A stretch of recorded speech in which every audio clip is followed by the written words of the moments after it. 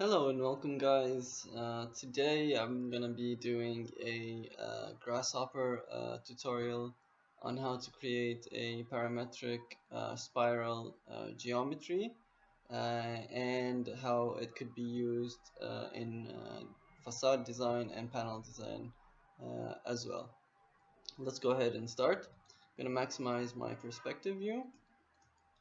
I'm gonna start by creating a circle using this command. um, I'm going to create a gene pool so I can have multiple values. Double click it and I'm gonna have 4 values and a maximum of, let's say, 50 units. I'm gonna connect that to the radius and I'm going to change the values a little bit like so.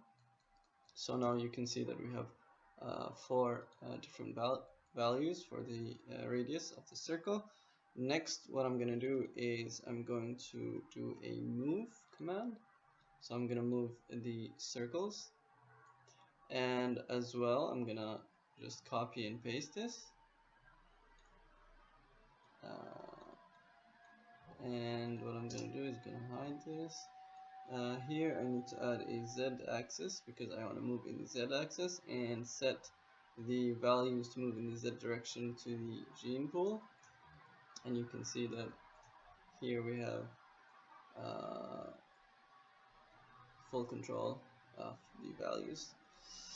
Next, what I'm going to do is I'm going to do a rotate command. So in addition to moving them upwards, I want to be able to rotate them. For the rotation, you need to come to the angles and change it. By default, it's turned on as radians. I'm just gonna right click on it and choose degrees. And for this, I'm going to use a series command. So I'm gonna create a series of values. The start value will be 0, as you can see here. The step size, I'm gonna assign 30 degrees per step.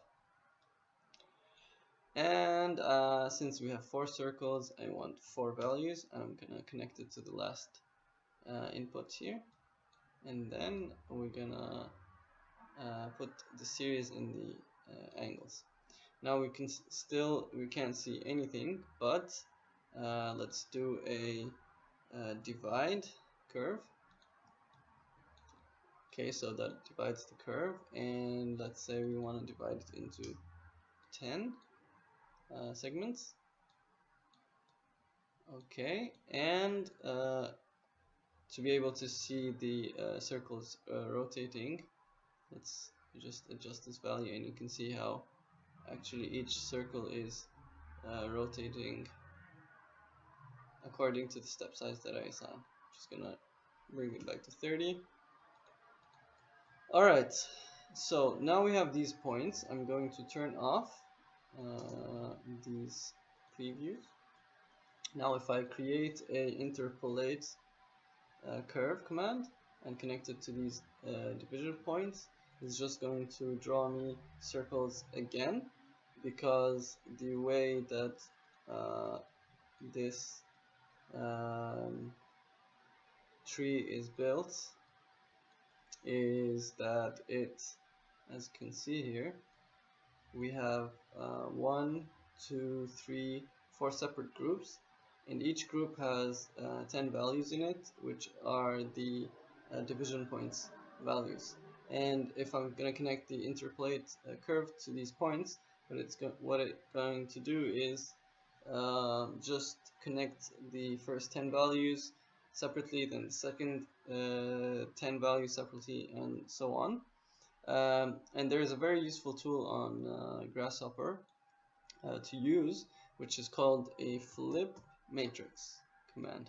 So the flip matrix, what it will do is it will flip the matrix structure in the tree, and instead of giving me 4 groups as we see here, each having 10 values, it's going to give me 10 groups, each having 4 values. So it's going to take first value from all of the groups, so the first value from here, third group and fourth group, and put it in a group, and jump to the second value, put it in another group, and so on and so forth. So let's connect it here, and let's connect it to the panel, and you can see that we have 4 values and 10 groups.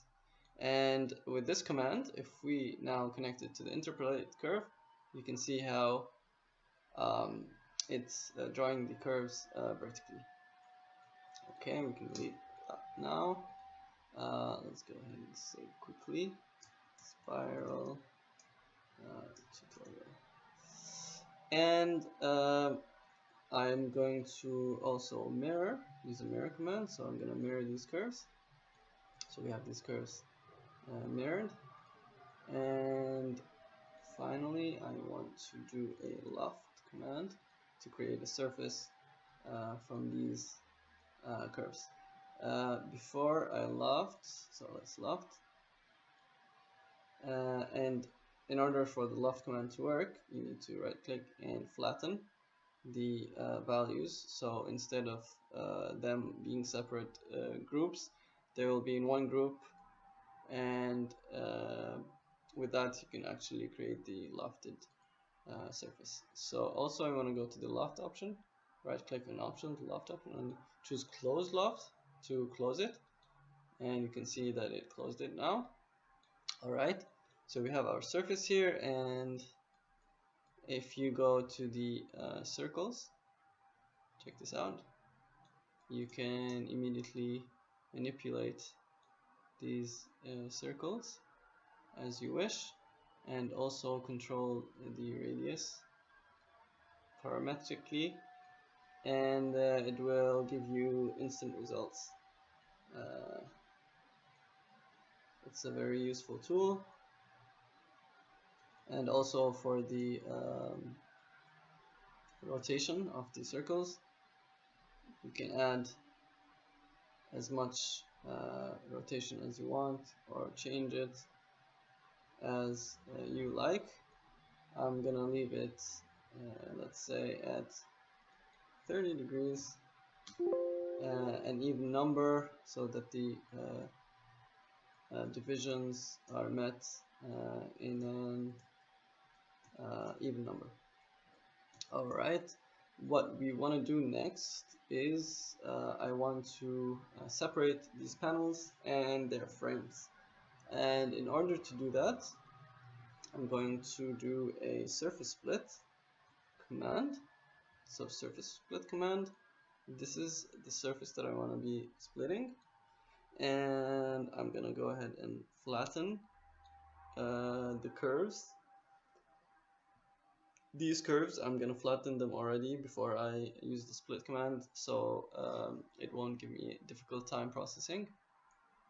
So I do the split command, and now it has split the surfaces. Let's turn off. Let's bake this and show you guys. So you can see how it's split these surfaces according to these curves. Now in addition, if I go ahead and plug in these mirrored curves, let's bake it and show you guys. Now you can see how I have the individual panels that I can select individually. Alright, let's go back to Grasshopper. So after we created these split surfaces, I'm going to do an area command and get the center of each panel, let's say, and also I'm going to create a curve to extract all of the edges of these surfaces. So if I go ahead and hide here, you can see, let's bake it so you can actually see what's going on. So these are the baked curves, and you can see that they are actually the border line of each panel. Okay, so I'm gonna make use of these curves. Let's go ahead and hide these a little bit. So now that I have the center of these panels and we have the border line, we're going to do a scale command. So we are going to scale these curves, and since we have the center point of each panel, we're going to insert it into the scale center of scaling. And let's say I want to scale it down to 80% of its original size. I connect that to the scale factor, and there you have it, the scaled panels. And you can of course adjust the factor of scaling. Okay, so now we have the panels, individual panels, and now we have the kind of frame around the panels since we did a scale command. We're going to do another surface split, and this time I'm going to split the individual panels. I'm going to split them with or using the new curves that I created from here. So I'm just gonna flatten that like I told you before, and I'm going to connect these curves. It's gonna take a little while to finish calculating, creating geometry. Okay, so now we have the new split surfaces. I'm going to bake them so we can take a look together. So now you can notice that we have the panels themselves, and we have the outer frame for the panels. So that's the panel and the outer frame, the panel and outer frame. And what would be useful is to separate them into two layers. So for example, let's go back to Grasshopper. If we take a look at the structure, we can see that each group is divided into two items. So if we, for example, do a list item command, and we connect this to the list, let's say I'm gonna hide here. Let's press on this button. So basically this is the item at 0 and then the item at row 1 of the list. And if I put a surface here and then another surface here and hide this, we can see that now we can have full control of the frames and the panels individually. And if we can bake this, for example, on layer 1, and we can bake the panels on layer 2,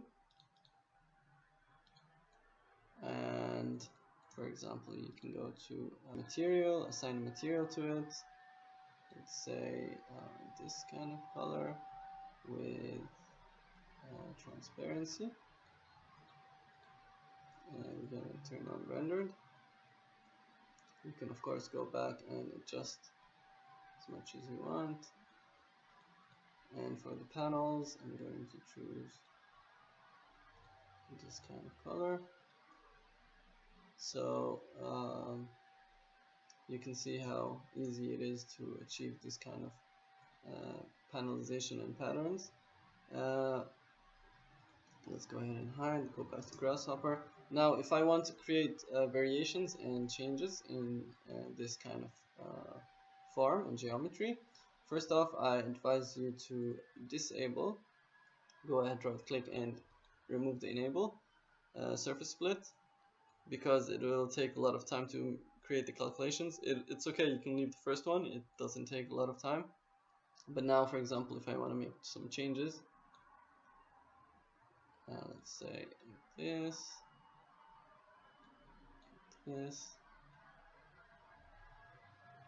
something like that. And for the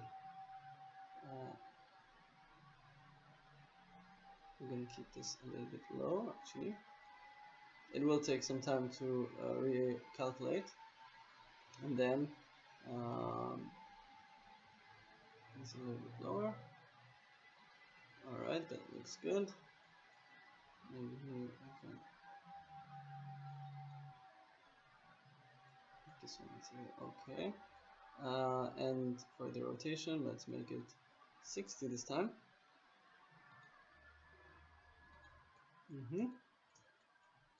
And let's turn on the second surface split and take a look at the results. Okay, so we're back with the new results of the surface split. Actually, that took a few minutes to be recalculated on Grasshopper, so you have to be a little bit patient for it. We're going to bake this on layer 3 and layer 4 and take a look at it.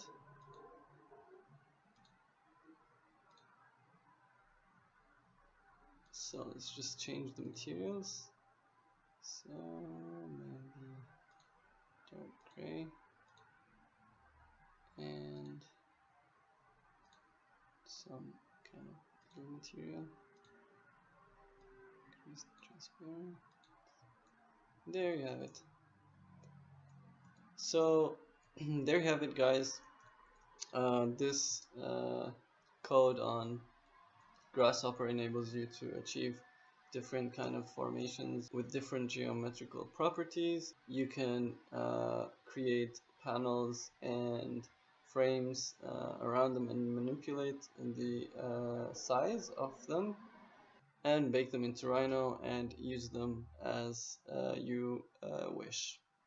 Alright guys, I hope you liked this tutorial and you found it useful. Please don't forget to subscribe to my YouTube channel and like this video if you found it useful. Thanks and see you the next time. Bye bye.